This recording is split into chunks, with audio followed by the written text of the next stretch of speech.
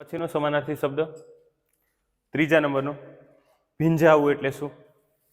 ત્રીજો સમાનાર્થી શબ્દ ભીંજાવું. ભીંજાવુંનો સમાનાર્થી શબ્દ લખો અને એના ઉપરથી તમારે વાક્ય બનાવવાનું છે. ભીંજાવુંનો સમાનાર્થી શબ્દ અને એનું વાક્ય બનાવવાનું. બોલો. પલળવું. શું થાય? ભીંજાવું એટલે પલળવું. પલળવું થાય ને, બરાબર? ભીંજાવું એટલે પલળવું. જો આનું તમારે વાક્ય બનાવવાનું છે. જો પીપળાનું વૃક્ષ મારા ઘરથી ખૂબ દૂર હતું, આ તો આપણે દૂર અને આઘું, બરાબર, છેટું. હવે પલળવું, ભીંજાવું એટલે પલળવું. જવાબ આપવાનો છે કોઈએ. બોલો હિતેશ. હું વરસાદમાં પલળી ગયો. હું વરસાદમાં ભીંજાઈ ગયો. આજે હું વરસાદમાં, આજે જો ભીંજાવું એટલે પલળવું, આ સમાનાર્થી શબ્દો છે. સમાનાર્થી શબ્દો એટલે એના જેવા શબ્દો અને એનો આપણે વાક્ય પ્રયોગ કરવાનો છે. ધ્યાન અહીંયા બધાયનું.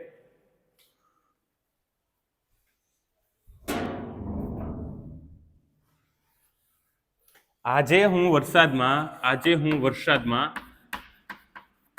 જો હવે વાક્યનો પ્રયોગ કરવો હોય તો પલળી ગયો, પલળવું, પલળી ગયો અથવા પલળી ગયો અથવા તો ભીંજાઈ ગયો. શું થઈ ગયો?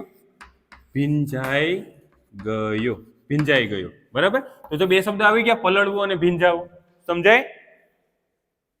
સમાનાર્થી શબ્દો એટલે એના જેવા શબ્દો. ધોરણ 5, 6, 7 અને 8 વાળા વિદ્યાર્થી મિત્રો, તમને આ ખબર પડતી હોવી જોઈએ. કારણ કે જ્યારે તમે અભ્યાસ કરો ને, તમે જ્યારે તમારો ચેપ્ટર એકમ હાલતું હોય ને, ત્યારે એની છેલ્લે ખબર ટિપ્પણી આવે, ટિપ્પણ આવે કે આના જેવા શબ્દો. એ ટિપ્પણ એટલે આ સમાનાર્થી શબ્દો જ છે. સમજમાં આવે છે કે નહીં આવે છે? ઓકે, ચલો આગળ વધીએ. હવે એના પછી ચોથો ફુરસદ લખો. ફુરસદ. ફુરસદ. ફુરસદ એટલે શું? જેને આવડે ઊંચો હાથ કરો. ફુરસદ ચોથો સમાનાર્થી શબ્દ છે.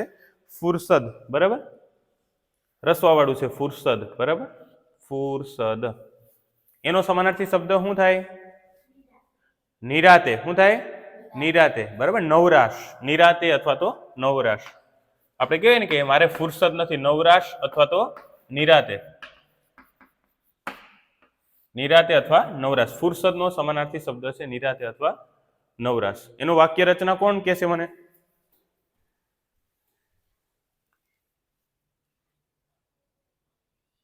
બોલો દિશા.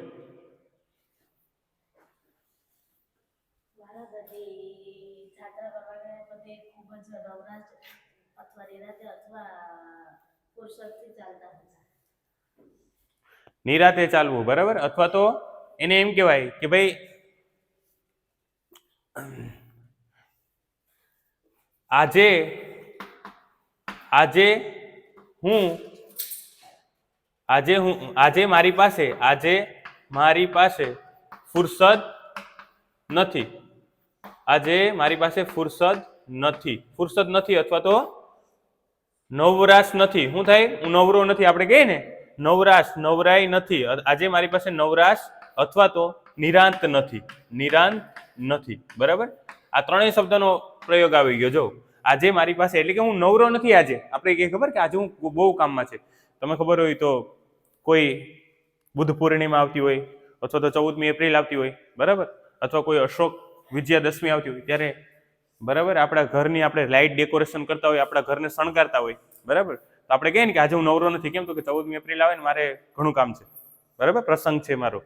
આપણો પ્રસંગ હોય એટલે આપણે ઘરને શું કરતા હોય? સજાવતા હોય, બરાબર, ઘરની સાફ સફાઈ વ્યવસ્થિત રીતે રાખતા હોય. આપણું કોઈ ફેસ્ટિવલ આવતો હોય તો આપણે એને શું સેલિબ્રેટ કરતા હોય. શું કરતા હોય? સેલિબ્રેટ કરતા હોય. ત્યારે આપણે કે હું આજે નવરો નથી, હો ભાઈ, આજે તો કામ છે બહુ જ. બરાબર? ચલો એના પછીનો એક સમાનાર્થી શબ્દ છે કડક. લખો કડક. કડક. કડક એટલે શું? તમારે ઉત્તર આપવાનો છે.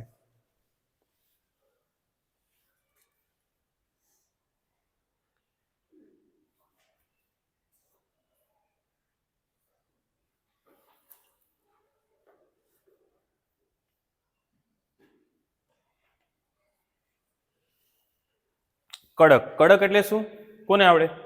દિશા. કઠણ. પ્રતીક. કઠણ. કઠણ. કઠણ. બીજો? લખો કઠણ અને આકરું. કઠણ અને આકરું શું થાય? આકરું. આપણે કહીએ ને આકરું, આ તો આકરું છે બહુ, બરાબર. આપણે કંઈક પણ ખીલો બેસાડતા હોય અને કદાચ દિવાલ એવી આવી ગઈ હોય ને દિવાલની અંદર આપણે હથોડી વડે શું કરતા હોય, આમ કે આ તો આકરું બહુ છે હો ભાઈ, ખબર એમ કે આ તો આકરું છે. એમ આકરું એટલે બહુ કઠણ છે આ તો, બરાબર. એટલે કે આ દિવાલ, આના ઉપરથી વાક્ય કોને બનાવતા આવડે? જો તમને અહીંયા અર્થ તો આપી દે, તમારે વાક્ય બનાવવાનું, તમે ત્રીજા ચોથા ધોરણમાં આવતા હોય ને ત્યારે આવા વાક્ય તો તમને આવડતા હોય.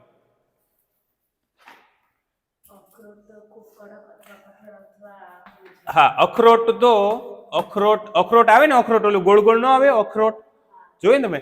અખરોટ તો ખૂબ જ કેવું છે? અખરોટ તો ખૂબ જ કડક છે. ત્રણે ત્રણ વાક્યનો પ્રયોગ કરવાનો. કઠણ પણ છે, જો આમ આમ ઓબ્લી કરવાનું, કઠણ છે અને આકરું છે. શું છે? આકરું છે. સમજાય છે? આકરું છે એટલે કે ખૂબ જ કેવું છે? તો કે કઠણ છે. આવું ભણવાનું કોને, આ ભણવાનું કોને મજા આવે ભણવાની? જો ગુજરાતી ભણવાનું હોય ને ત્યાં તો બધા એનો ઊંચો હાથ થાય. તો બોલતા તો જતા હોય, હાથ નીચે રાખો. સરસ, બહુ બઢિયા. તો તમને આજે અલગ ટોપિક લીધો, જો ઓલું ગણિત, સંખ્યા જ્ઞાન ને ત્રિકોણ ને બિંદુ ને આ ને તે ને, એના કરતા આજે અલગ ટોપિક આવે ને થોડોક, બરાબર. એટલે ભણવાની તમને થોડીક મજા આવશે. વાક્ય લખતા જાઓ. આ સમાનાર્થી શબ્દ છે. શું છે? સમાનાર્થી શબ્દ છે.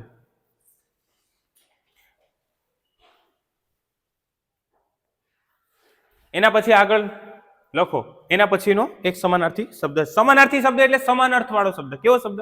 સમાન અર્થ વાળો. સમાન એટલે એના જેવો, સમાન ઉપર લખી નાખજો, સમાન અર્થ વાળો શબ્દ.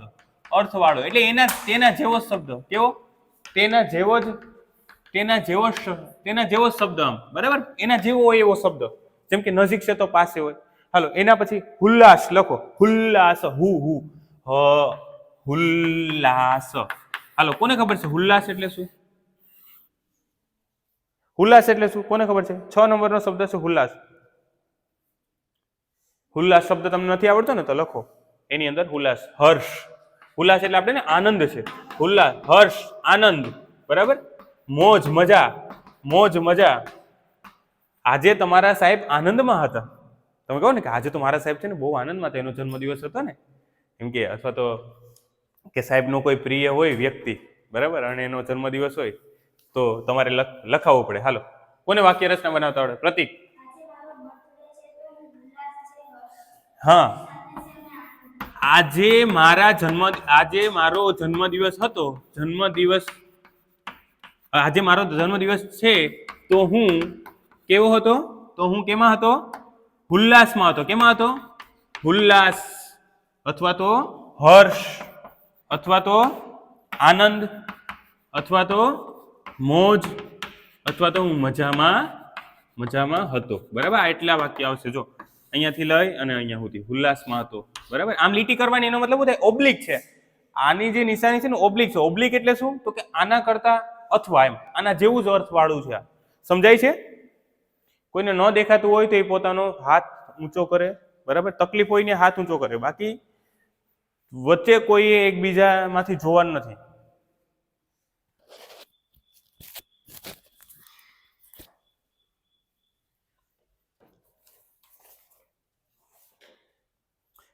લખાઈ ગયું બધાને? ઓકે, આગળ વધીએ. આટલા સમાનાર્થી મેં તમને લખાવ્યા. નજીક એટલે પાસે અથવા ઓરો, બરાબર. કે વર્ગમાં, આ લખી નાખ્યું વાક્ય. વર્ગમાં બે મિત્રો એકબીજાની નજીક, પાસે અથવા તો ઓરા બેઠા હતા, બરાબર. ઓરા બેઠા હતા અથવા તો નજીક ઓરો બેઠો હતો, એમ. આપણે કીધા મારી ઓરો હોય, એમ ઓરો આવી જાય, એમ, બરાબર. આપણે કહીએ ને તો આ શબ્દો છે તમારે યાદ રાખવાના છે. કેમ કે ક્યારેક તમને આવા પરીક્ષાની અંદર પૂછે, અથવા તો તમારે કોઈ વાક્ય રચના બનાવવાનું હોય તો તમારે નવા શબ્દો વાપરવાના, જૂના શબ્દો નહીં વાપરવાનું. તમને ખબર પડી જવું જોઈએ નજીક છે ને એ નવો શબ્દ છે.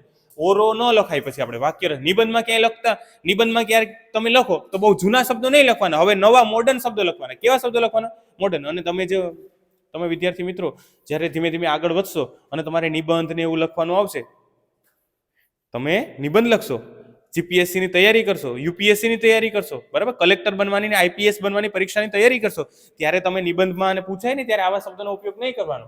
પૂછે ખરા તમને કે આનો સમાનાર્થી શું થાય, તો લખવાનું કે આનો સમાનાર્થી નજીક થાય, આનો સમાનાર્થી પાસે થાય એમ. પણ જ્યારે નિબંધ લખતા હોય તો નવા શબ્દોનો ઉપયોગ કરવાનો, મોડર્ન શબ્દો હોય ને એનો ઉપયોગ કરવાનો. હાલો એના પછી આગળ વધીએ હવે. સાતમું લખો ફાંકડું. શું છે? ફાંકડું. સાતમું છે ફાંકડું. બરાબર, ફાંકડું એટલે કેવું? ફાંકડું કોને ખબર છે? ફાંકડું એટલે કેવું થાય? બોલો. ફાંકડું. રસિક લખો, રસિક અથવા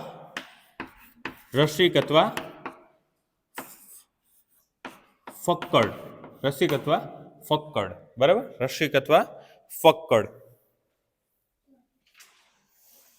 કોને ખબર છે ફાંકડું એટલે શું થાય? આ શબ્દ તમારે ઘરેથી શોધીને આવવાનો છે, કેમ કે આ શબ્દો છે તમે કોઈ દિવસ બોલતા નથી. બરાબર, કોઈ દિવસ બોલો ફાંકડું છે આ તો. બરાબર, રસિક અથવા ફક્કડ.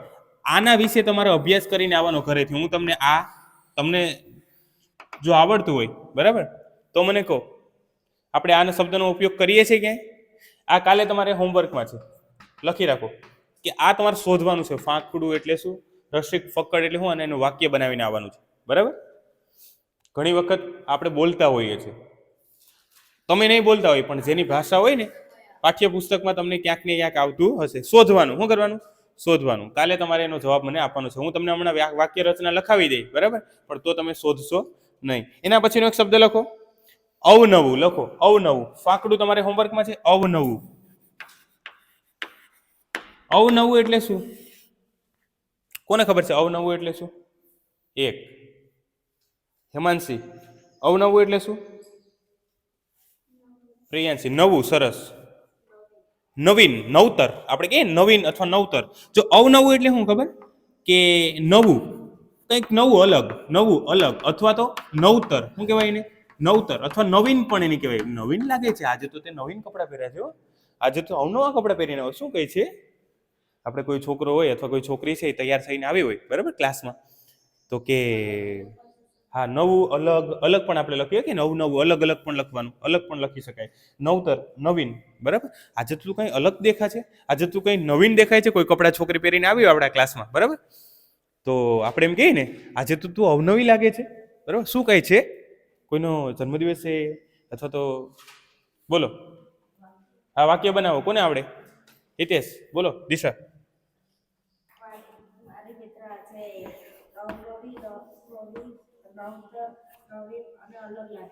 મારી મિત્ર અથવા તો મારી બેનપણી, મારી મિત્ર આજે કંઈક કેવી લાગે છે?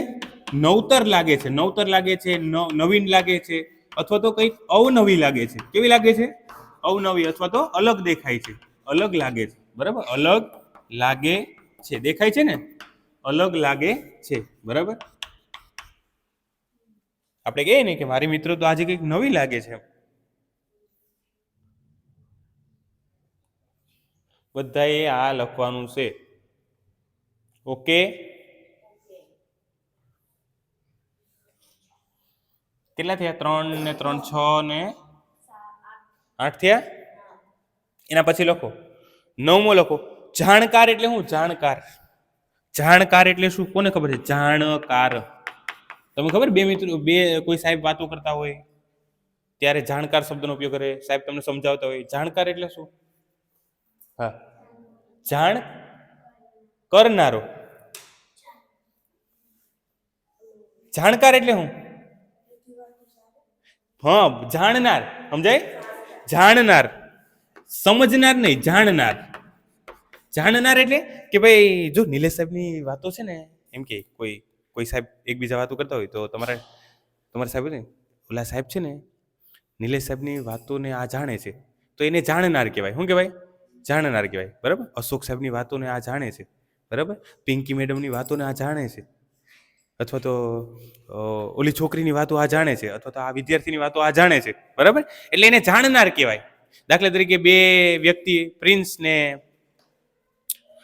પ્રિન્સ અને આકાશ બે ઝઘડો કરતા હોય બરાબર, તેમાં ત્રીજો વ્યક્તિ હોય. બે મિત્રો છે, જેમ કે પ્રિન્સ અને આકાશ, એ બે ઝઘડે છે. પણ એ શેમાંથી ઝઘડે એ કોને ખબર હોય? તો કે ત્રીજો એનો મિત્ર હોય ને નિખિલ, એને ખબર હોય. તો ઓલો સાહેબને કે સાહેબ એ નિખિલ છે ને એની વાતોને જાણતો હશે, સમજાય કે સાહેબ તો એ નિખિલ છે એ જાણનાર થયો. શું થયો? જાણનાર થયો. બરાબર, જાણકાર એટલે એ જાણનાર, એની વાતોને એ બધી જાણે છે. બરાબર, હાલો વાક્ય રચના બનાવો. કોને આવડે? કોને આવડે વાક્ય રચના બનાવો? પ્રતિક, હિતેશ, પ્રિયાંશી, હેમાંશી, સ્વાતિ, ક્રિનલ, ક્રિષ્ના, કૃપાલી, કિંજલ કૃપાલી, આ બાજુ હિતેશ, રોશની, કોઈને બોલો. દિશા.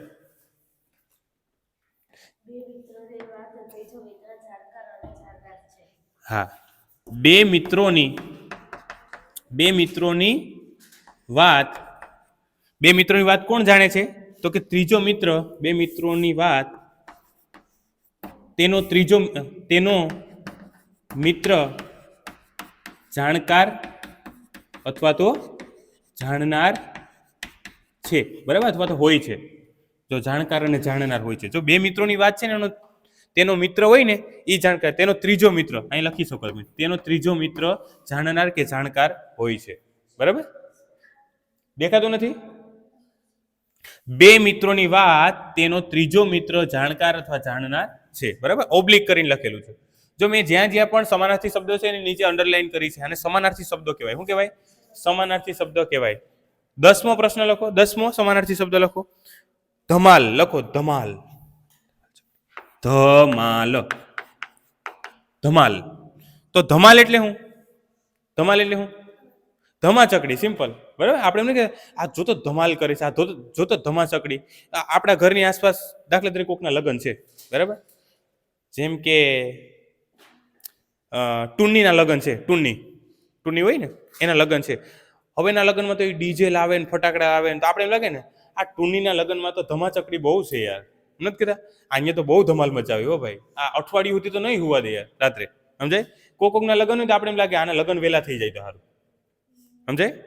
અથવા તો એનો બર્થડે હોય ને ત્યારે આનું વહેલું પતે તો સારું, નકર આનો જન્મદિવસ 30 તારીખ હોય ને 21 તારીખનો ઉપાડો લીધો હોય, ડીજે ને ફટાકડા ને મિત્રો ને ગાડીઓ ને કેક ને તલવારો ને, સમજાય?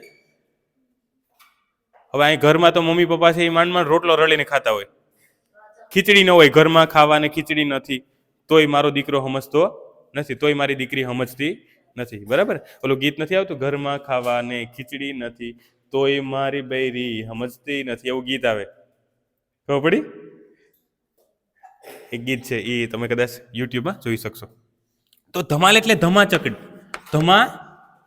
ધમાલ ચકડી. બરાબર, અથવા ધમાચકડી અથવા ધમાલ ચકડી. બરાબર, ચલો હવે મને વાક્ય બનાવવાનું કોણ કહેશે? ઓલી બાજુથી સંજના, રોશની, પ્રિયાંશી. ધમાલ ચકડી. જો 2-3 છોકરાઓ જવાબ આપે છે, બીજાને શું આવડતું નથી? પ્રતિક. હા,